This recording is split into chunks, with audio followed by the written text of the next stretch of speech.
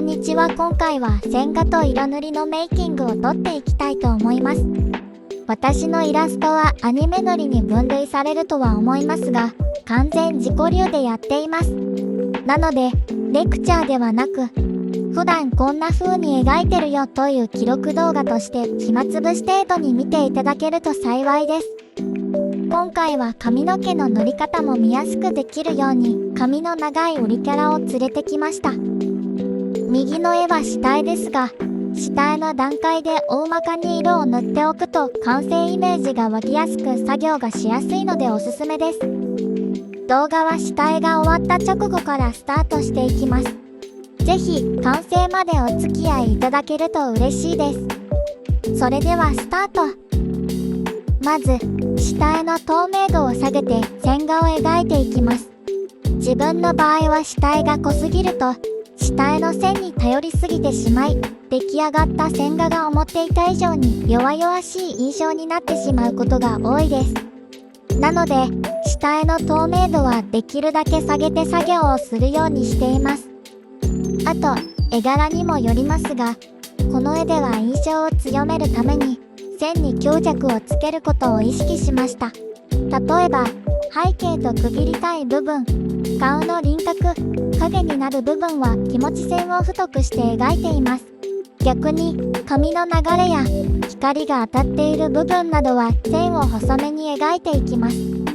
強弱が出しやすいので、ペンは丸ペンを使用しています。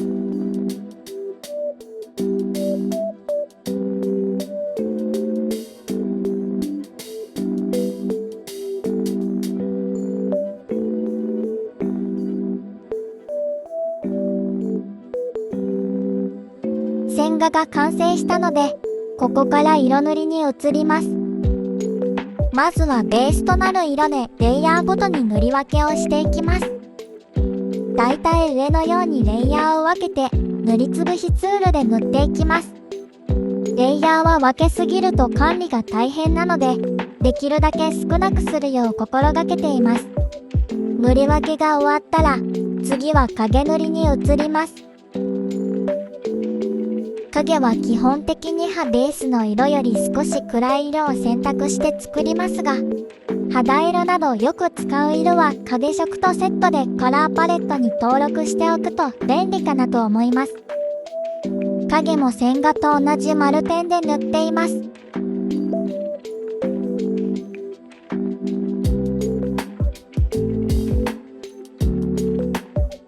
ここで光の当たっている方向を分かりやすくするために、ハイライトを大まかに描き入れました。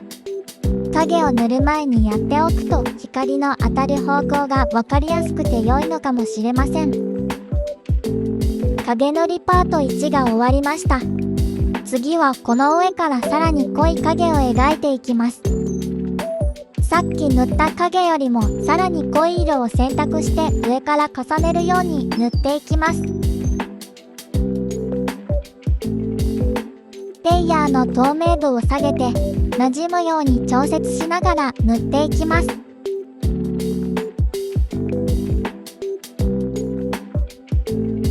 目の影も描いていきます。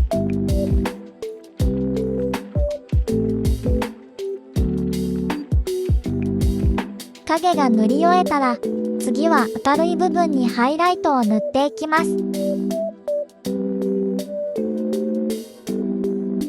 顔周りはエアブラシツールで明るくして、頬の赤みも少しつけました。眉の色を髪の色と合わせました。最後にバランスを見ながらアクセサリーなどを描き加えていきます。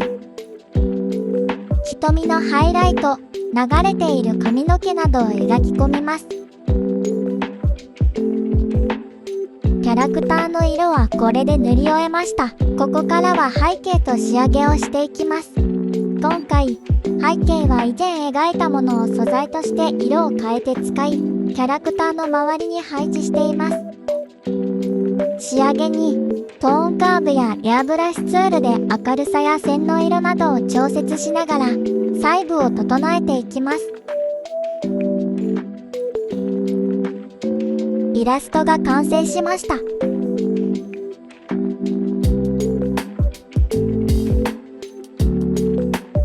メイキングは以上です。ここまでのご視聴どうもありがとうございました。今後もイラスト関連の記録動画を撮っていきますので、気になった方はぜひチャンネル登録して見守っていただけると嬉しいです。それではまた次の動画でお会いしましょう。